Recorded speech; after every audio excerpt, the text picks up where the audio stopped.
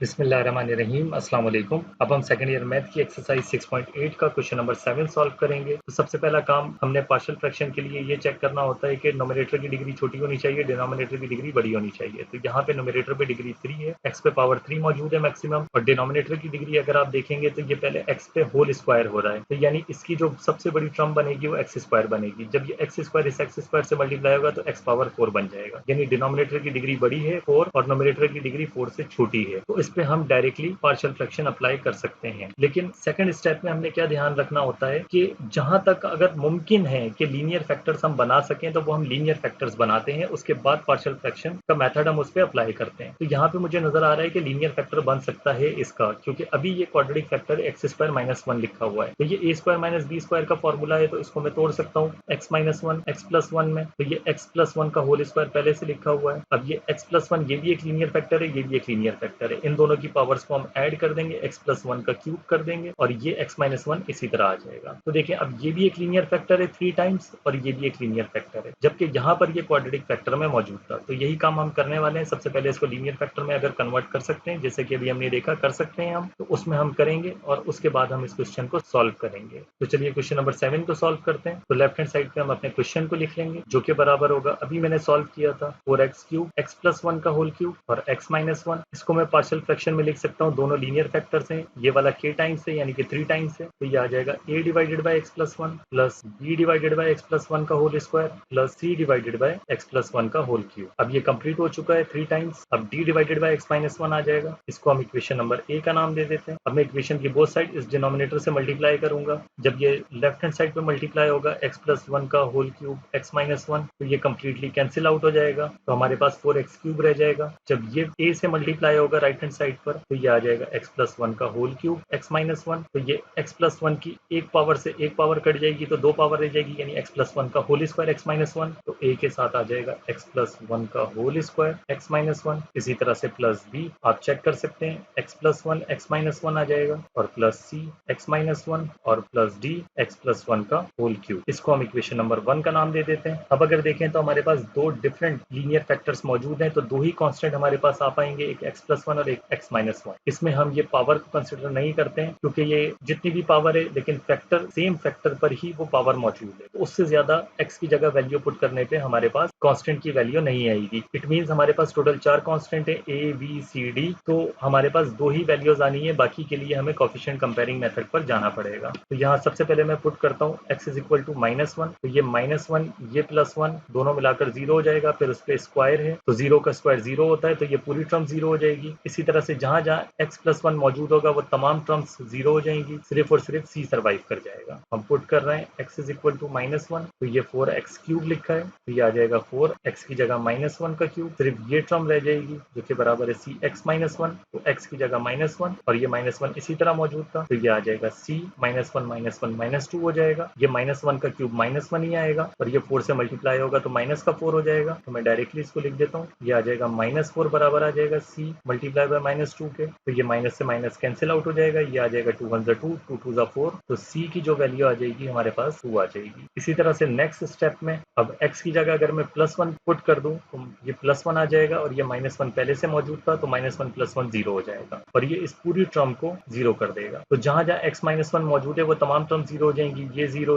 और ये 0, सिर्फ और सिर्फ ये टर्म सर्वाइव करेगी। तो put x is equal to 1, कोई फर्क नहीं पड़ता, पहले आप x1 पुट कर दें या x माइनस वन पुट कर दें, आपके पास आंसर आ जाएगा। मैंने माइनस वन पुट किया तो c का आंसर आ गया, 1 पुट करूंगा तो d का आंसर आ जाएगा। तो लिखा है 4x cube equal 4x cube यानी कि 1 का क्यूब, ये आ जाएगा d x प्लस वन का होल क्यूब यानी कि 1 प्लस 1 का होल क्यूब, ये आ जाएगा d 2 का क्यूब यानी d बराबर आ जाएगा 2 का क्यूब 8 होगा, ये 1 का क्यूब 1 होगा, 4 मल्टीप्लाई हो रहा है तो 4 वन जा 4 बन जाएगा, तो यहाँ 4 आ जाएगा, यहाँ d मल्टीप्लाई बाय 8 है, तो ये कट जाएगा 4 वन जा 4 4 टू जा 8, ये 2 यहाँ आकर 1 से डिवाइड होगा, तो d की जो वैल्यू आ जाएगी वो 1 डिवाइडेड बाय 2 होगी। अब x की कोई ऐसी वैल्यू मैं पुट नहीं कर सकता हूँ जिसपे कोई भी फैक्टर 0 हो सके, तो नेक्स्ट स्टेप में हमें कोफिशिएंट कंपेयरिंग मेथड पे जाना पड़ेगा, जहाँ x+1 का होल स्क्वायर है इसको हम ओपन करेंगे, फिर इससे मल्टीप्लाई करेंगे, a से भी मल्टीप्लाई करेंगे, तमाम टर्म्स में हम यही काम करेंगे इक्वेशन a में। तो ये आ जाएगा 4x³ इक्वल ये x+1 का होल स्क्वायर ओपन होगा, a इसी तरह रहेगा, ये आ जाएगा x² प्लस 2x+1, ये x-1 इसी तरह रहेगा, देन प्लस ये लिखा है x+1 x-1, तो a plus B a minus B गए, तो ये बराबर होगा a² माइनस बी स्क्वायर यानी कि x² माइनस 1,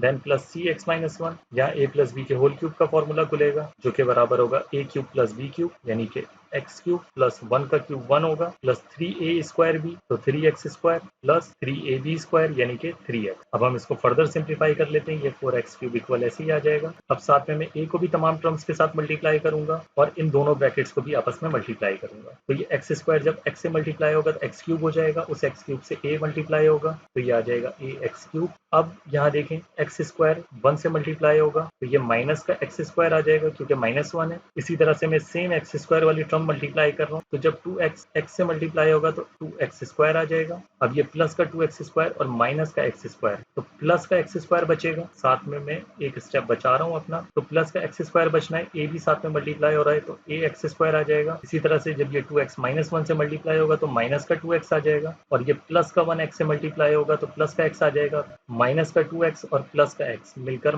-x बना लेंगे, तो सिंपल ये माइनस का ax हो जाएगा। तो माइनस का x आना था, a भी मल्टीप्लाई हो रहा है तो माइनस का ax आ गया। तो अब ये +1 और -1 मल्टीप्लाई होंगे तो माइनस का 1 आएगा, a भी मल्टीप्लाई हो रहा है तो माइनस का a आ जाएगा। इसको हम सिंपल मल्टीप्लाई कर देते हैं, ये bx² माइनस b, ये भी सिंपल मल्टीप्लाई हो रहा है, cx माइनस c, यहाँ पे भी d सबसे मल्टीप्लाई होगा, ये हो जाएगा dx³ plus d plus 3dx² plus 3dx। इसको हम फर्दर नीचे सॉल्व कर लेते हैं, ये 4x³ इक्वल ऐसे ही रहेगा। अब जो सेम टर्म्स मौजूद हैं, x³ यहाँ मौजूद है, दूसरा ये मौजूद है, इसमें से x³ कॉमन ले लेते हैं हम, तो ये आ जाएगा a प्लस d x³। अब स्क्वायर वाली सेम टर्म्स देखते हैं, ये रहा स्क्वायर, ये रहा स्क्वायर, और ये इन तीन टर्म्स में स्क्वायर मौजूद है, प्लस ये a प्लस b, इसमें से भी स्क्वायर कॉमन जाएगा, और प्लस 3d, तो ये स्क्वायर कॉमन आ गया। अब x⁻1 वाली टर्म देखते हैं, एक ये है, दूसरी ये और तीसरी ये है, तो यहाँ आ जाएगा प्लस, पहले माइनस का a, x कॉमन जाना है, फिर प्लस का c और फिर प्लस का 3d,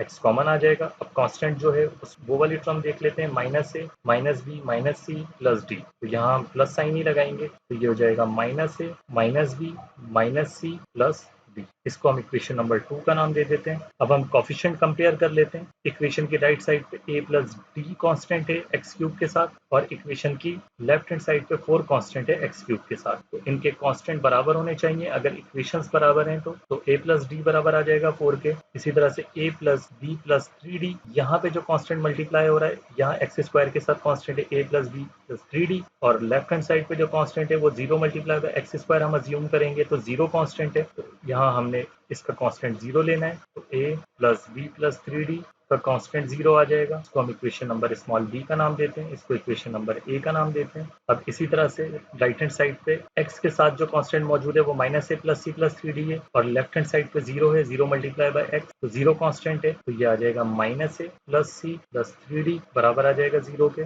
इसको हम इक्वेशन c का नाम देते हैं। फर्दर हम नीचे सॉल्व कर लेते हैं इसको। अब यहाँ देखें, ये हमारे पास x⁻0 के साथ सिंपल कांस्टेंट है ये, तो राइट हैंड साइड पे जो चीज x⁻0 के साथ मौजूद है, लेफ्ट हैंड साइड पे 0 ही है उसका कांस्टेंट x⁻0 के साथ, तो यहाँ भी कांस्टेंट 0 आ जाएगा, यानी अगर कुछ भी नहीं है लेफ्ट हैंड साइड पे तो कांस्टेंट 0 ही आएगा। तो ये हो जाएगा -a minus b minus c plus d बराबर है 0 के। इसको इक्वेशन नंबर d का नाम दे देते हैं। अब ये याद रखना है, हमने c और d की वैल्यू पहले से ही मालूम की हुई है, तो a की वैल्यू यहाँ से इजीली आ जाएगी इक्वेशन a को इस्तेमाल करते हुए, क्योंकि d की वैल्यू मुझे पता है। तो दो ही चीजें यहाँ पर मौजूद हैं, a और d, तो a प्लस d लिखा है, d बराबर है 1/2 बराबर है 4 के, तो यह a बराबर आ जाएगा 4 माइनस 1/2। इसका एलसीएम ले लेते हैं, 4 2 8 होगा, 8 माइनस 1/2, और ये आ जाएगा 7/2। तो यहाँ a की जो वैल्यू आ जाएगी वो 7/2 होगी। इसी तरह से b की वैल्यू मालूम कर लेते हैं। यहाँ पर ही b की वैल्यू मालूम करने के लिए मेरे पास इक्वेशन b भी मौजूद है, इक्वेशन d भी मौजूद है। इन दोनों में से कौन सी इक्वेशन यूज करनी है ये डिपेंड करता है कि आपके पास अब तक क्या क्या आ चुका है और दोनों में से किससे इजी है मालूम करना। तो हमारे पास a की वैल्यू मौजूद है,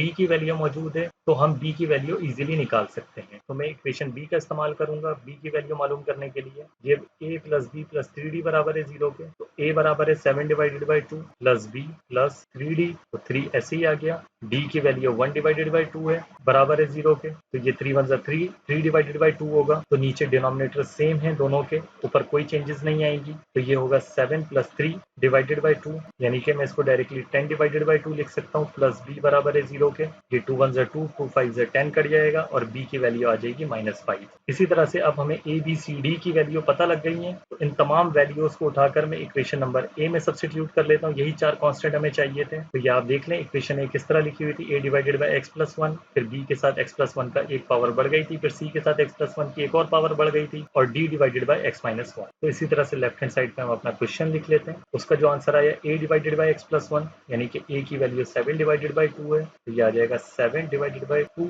x plus 1, then plus b divided by x plus 1 का होल स्क्वायर, तो b की वैल्यू -5 है, तो यहाँ माइनस आएगा, तो ये आ जाएगा 5 डिवाइडेड बाई x प्लस 1 का होल स्क्वायर, देन फिर plus c divided by x plus 1 का होल क्यूब है, तो c की वैल्यू आप देख लें यहाँ पर 2 है, तो ये आ जाएगा plus 2 divided by x plus 1 का होल क्यूब, और फिर d की वैल्यू 1 डिवाइडेड बाई 2 है, तो ये आ जाएगा plus 1 divided by 2 x minus 1। तो इस तरह से ये हमारे क्वेश्चन नंबर 7 का आंसर आ जाता है। तो होप कि आपको ये सॉल्यूशन समझ आया होगा। नेक्स्ट वीडियो में आपसे मुलाकात होती है, तब तक के लिए अल्लाह हाफिज।